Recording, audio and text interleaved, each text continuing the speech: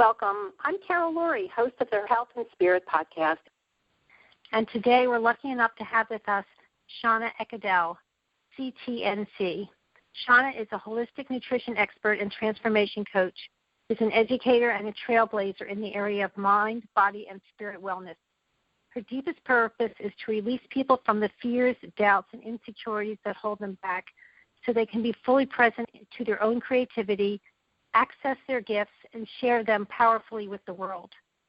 Shana has coached and transformed the lives of public figures, stars of stage and screen, and CEOs, helping them heal their bodies, affect positive change in their businesses, and experience more personal fulfillment. Her proprietary method for getting to the root cause is cutting edge and creates a shift in consciousness.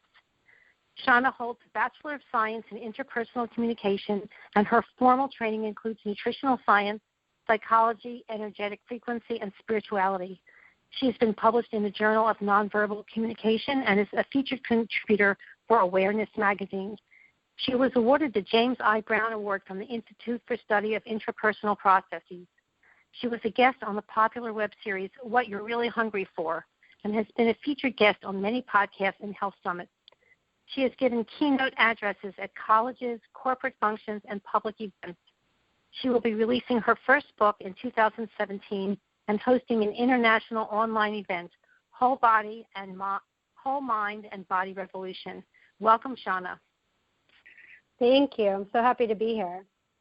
Hi, Carol. Thank you so much. So at the core of your work is an honest desire to serve and help others. Can you talk about what fuels that wish? Where did your personal mission to affect the lives of others first begin, and what keeps it going?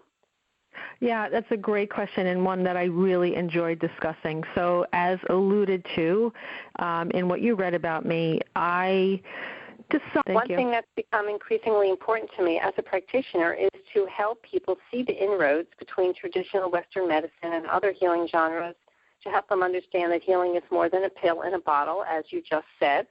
What are your thoughts on this? Yeah, that's really great. You know, I again, like I said, when my hormones started to shift and I just knew something was wrong, I said, and this is as the wife, almost going on 29 years now, the wife of a chiropractor, and as a mom who has brought up her 4 children pretty much, drug-free. So, but I still, so my orientation was holistic, but I was still like, well, you know what, let me go to what is probably the source, and let me seek out an MD, a medical doctor. So I'm okay with doing that, and I think that having, medicine has given us some great things. There is something to, the mechanism, the mechanistic worldview that they've given us. It's not to be completely thrown out. And I think it's sort of like a good basis, but it's so lacking in terms of, it's really so sad. I do think medicine is an honorable profession. There's no doubt about that. I have many friends and family members that are MDs. But the system, the whole ethos that they practice in is so tremendously lacking. And I think that's where and why the alternative health field, and maybe we need to think of a different word besides alternative. I don't know if I like that word anymore, but complementary is a good word. Do you have a good word? What is that? Complementary. Complementary is. I love that. That sounds nice. Like it fits like a puzzle piece. But the complementary health world really takes into account, how you feel, how you think, how you move, not just how you eat. I mean, medicine maybe is getting around to how you eat a little bit, but as you know, Carol, you can eat all the kale in the world, but if you hate your husband or you hate your job and you're not tending to your stress, eating kale is not necessarily going to help you. So I'm very over eating this kale thing. It's like I say at this point, like enough with the kale salad, please. Yeah, that was the food of the year, I think, in maybe 2011. I agree. We tend to focus on things. I think that's just the media focus. Yeah. So I know you have a great following around the topic of hormone health. Would you touch on how to shift the thinking around that topic? I know that's a very important area for our audience.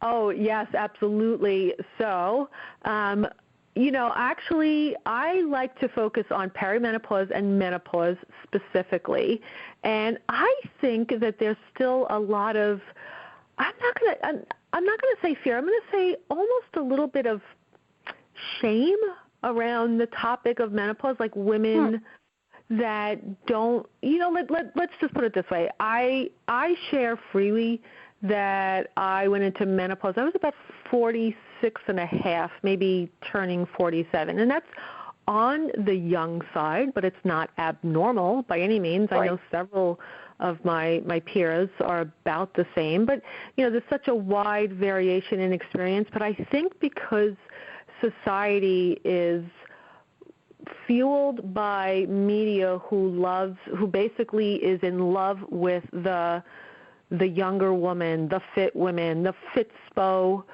movement, of really like a 20 and 30-something woman who are typically in their hormonal prime, their, prime of life, so that, the women that are maybe mid to late 40s, 50s, or past menopause and 60, I really feel like in some ways we're just forgotten about.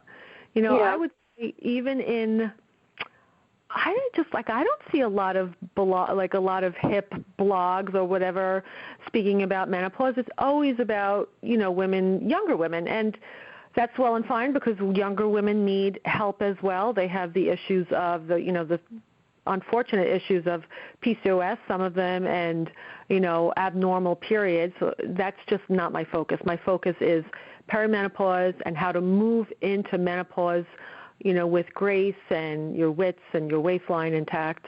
I am pretty passionate about that, yeah. Such an important topic because for so many women, if they have the beginnings of metabolic syndrome or dysbiosis, and as they lose their hormones with the natural progression into menopause through perimenopause, all of a sudden there's this roundness around their belly, and I think that it's very important for women to know that that doesn't have to happen.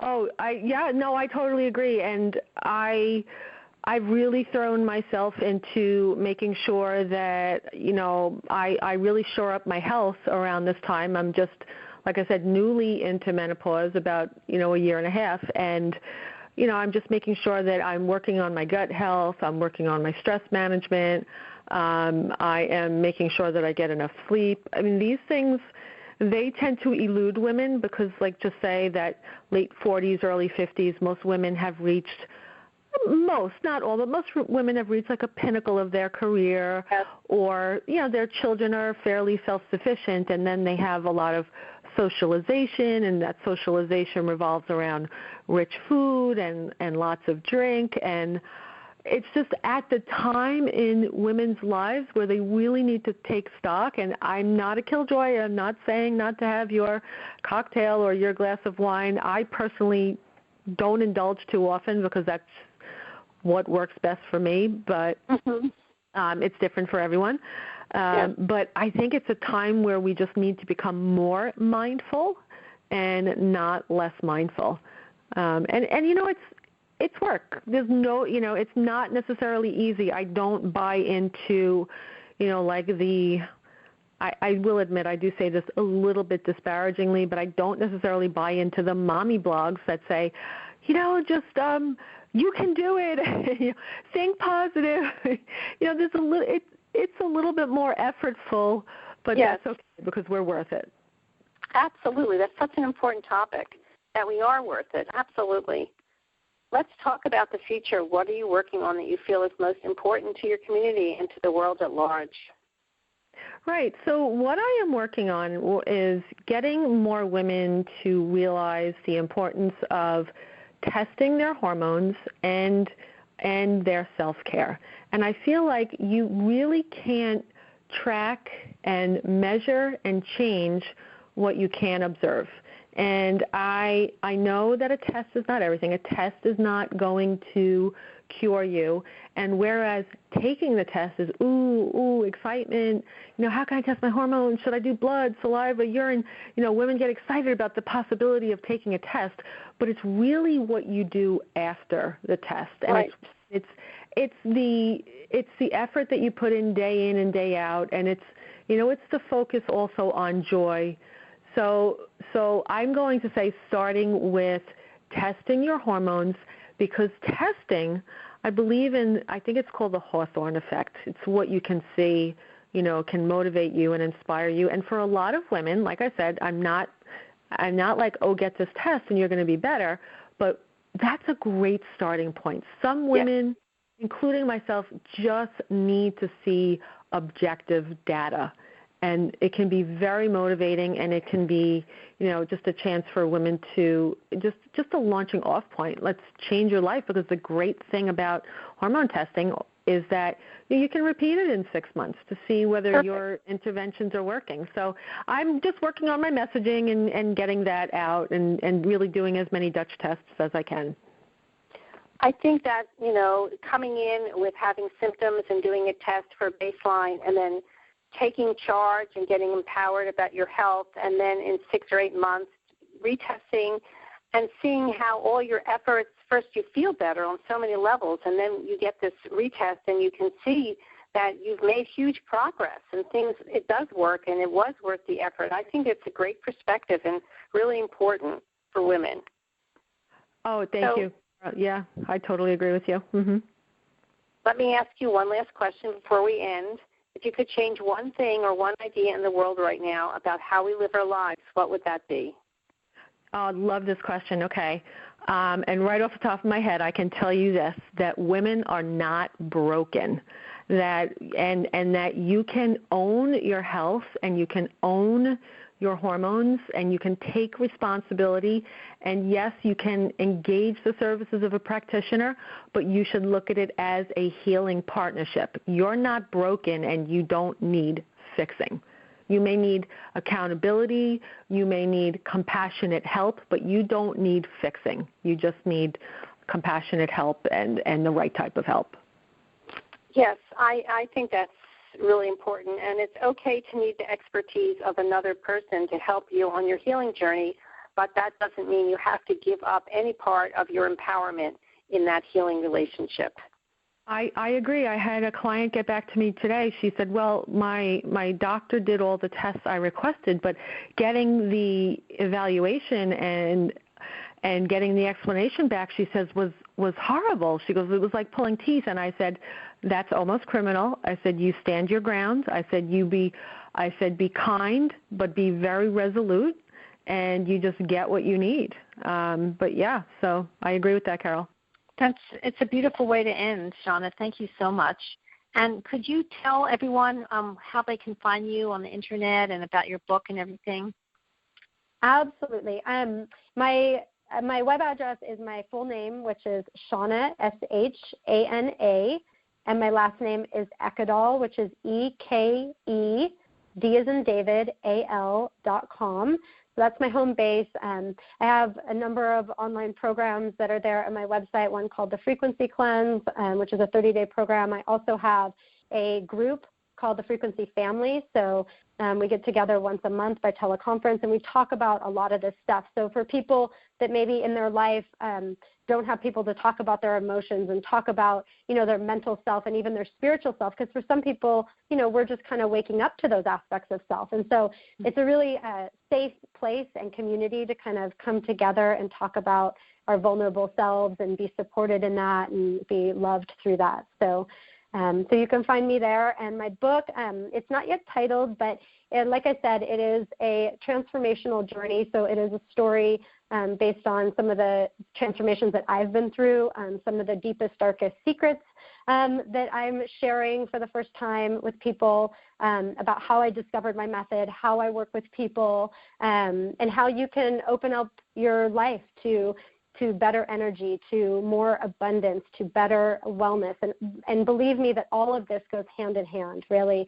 So every time I work with people, even when they get physically healthier, they tend to get happier in their career. They tend to get happier in their relationships. It's like it's like turning on a light, right? And that bright light starts to shine in all areas of life because, like we talked about, it's all interconnected. So I hope that this summit and this conversation helps turn on lights in lots of women who are listening. And I hope everyone has gotten an enormous amount of this conversation, as I have, and uses it to inspire them to think about some of the things that Shana and I have just spoken about.